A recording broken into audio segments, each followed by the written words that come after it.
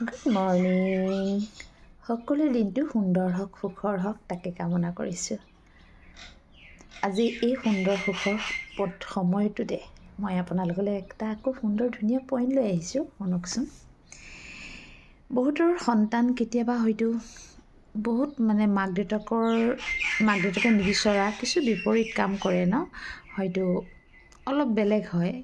এটা কথা কেতিয়াও চিন্তা নকৰিব, কেতিয়াও নাভাবিব যে মোৰ সন্তানটো বেয়া, মোৰ সন্তানটো এনেকুৱা, মোক সন্তানে মোৰ কথা নুশুনে, সেইবোৰ মনলৈ নানিব। সদায় সন্তানক ভাইব্ৰেশ্যন দিয়ক, সন্তানক মৰম কৰক, সুখ দিয়ক, শান্তি দিয়ক। কেনেকৈ দিব লাগিব জানেনে? মৰম, সুখ, শান্তি যে মই আপোনালোকক কৈছোঁ, আপুনি নাভাবিব যে বহুত টকা পইচা দিব লাগিব, তাক কিবা কিনি দিব লাগিব, সেইটো নহয়। মই কোনটো কৈছোঁ জানেনে? ৰাতিপুৱা গধূলি সদায় সিহঁতক ভাইব্ৰেশ্যন দিয়কচোন। গুড ভাইব্ৰেশ্যনত কি থাকে? আশীৰ্বাদ, হয়নে? তাত কি থাকে?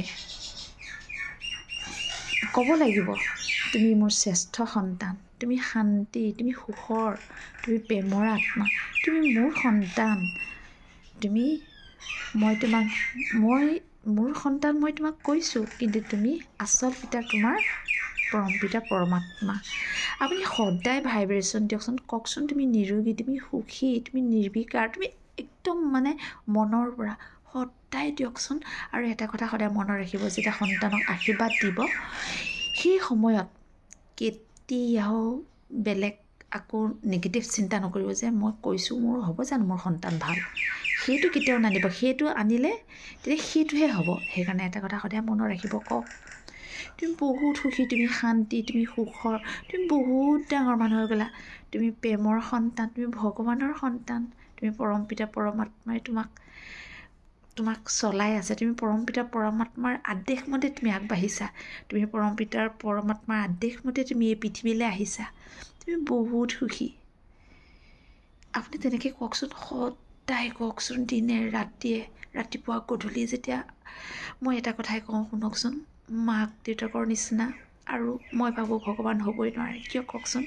মাক দেউতাকে যিটো আশীৰ্বাদ দিব, হয়তো বেলেগে এদিনহে দিব, দুদিনহে দিব, কিন্তু মাক দেউতাকে যেতিয়া ৰাতিপুৱা গধূলি সদায় দিব, সেই আশীৰ্বাদ ল'ৰা ছোৱালীৰ গাত লাগিব একদম 100%। সেইকাৰণে এটা কথাই ক'ব বিচাৰিছোঁ, সদায় পুৱাতে ঘৰখনত পৰম পিতা পৰমাত্মাৰ যেন আলোচনা হয়, পৰম পিতা পৰমাত্মাৰ যেন গান, ভক্তিমূলক গান, ভগৱন্তৰ যি চৰ্চা, সেইখিনি যেন ঘৰখনত সদায় প্ৰকাশ পায়, ঘৰখনত যে চৰ্চিত হয়, সেই কথাষাৰ সদায় আমি মনত ৰাখিব লাগিব। আৰু এটা কথা কওঁ, মাক দেউতাকৰ আশীৰ্বাদ সন্তানৰ গাত লাগিবই, চিয়'ৰ। এটা কথা সদায় মনত ৰাখিব, মাত্ৰ আশীৰ্বাদ দিওঁতে কেতিয়াও বেলেগ চিন্তা নকৰিব, সদায় নিগেটিভ চিন্তা একেবাৰে নানিব, সদায় একদম পজিটিভ হৈ তেওঁলোকক আশীৰ্বাদ দিয়কচোন। চাব আপোনাৰ সন্তান সুপথত যাবই, আপোনাৰ সন্তান আপুনি যি বিচাৰিছে সেইটোৱে পাব। মই ভিডিঅ'টো আৰু দীঘল নকৰোঁ, আকৌ এদিন ক'ম এইখিনিৰ ওপৰত। আজি ঠিক আছে, নহ'লে ইমানতে ৰাখোঁ দেই, নমস্কাৰ।